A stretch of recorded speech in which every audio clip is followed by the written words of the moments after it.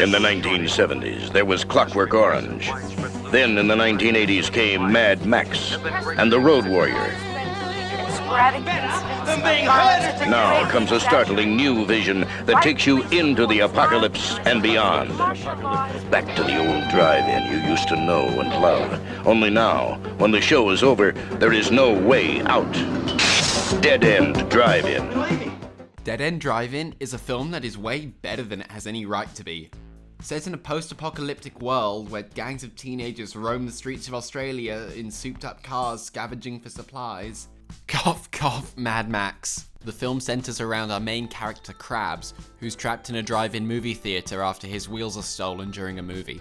The thing is, this is a genuinely good movie, so much so that you quickly stop thinking about the similarities to Mad Max and just enjoy the film for what it is. And one of the main reasons for this is the film's real punk rock aesthetic. The production design is outstanding. While the film's universe is definitely not trying to convince anyone in terms of realism, the design of everything, from the cars to the clothes to the buildings to the omnipresent graffiti, is an absolute joy to look at. It's a great mix of post-apocalyptic scavenged supplies, bright colours and general insanity, and it's present throughout most of the movie, especially in the second act once we get to the titular drive-in and the set design is really allowed to show off. Similarly, the film is actually really well directed. Like, really well. There's a lot of really great motivated camera and really well set up shots that show off the production design, and once the action kicks in the third act, it actually becomes kind of thrilling. The movie was directed by Trenchard-Smith, who also directed, okay. So it turns out the director of Leprechaun 4 is actually pretty talented? Who knew? The acting in the film is a pretty mixed bag, however.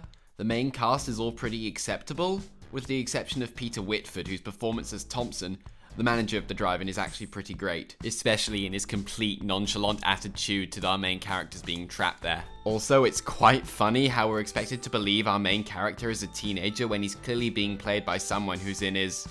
Holy fuck, he would have been in his mid-30s when they were filming this. Jesus.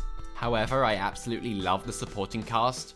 All of the crazy characters that are trapped in the drive-thru are so over the top, and you can tell that every single one of those actors is having a blast just chewing the scenery.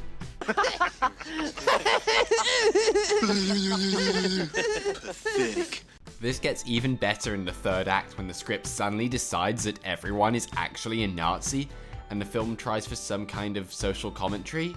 The thing is, because it's presented in the most cartoonish of manners, it actually goes right the way around in the film's social commentary about how the people in charge inflame racial tensions to try and get those below to turn on each other as a distraction so they don't actually start demanding systemic change, actually becomes really enjoyable and makes the film's climax even more fun because it doesn't just feel like our main character's rebelling against some nebulous tyranny, but rather a more down-to-earth kind of fascism.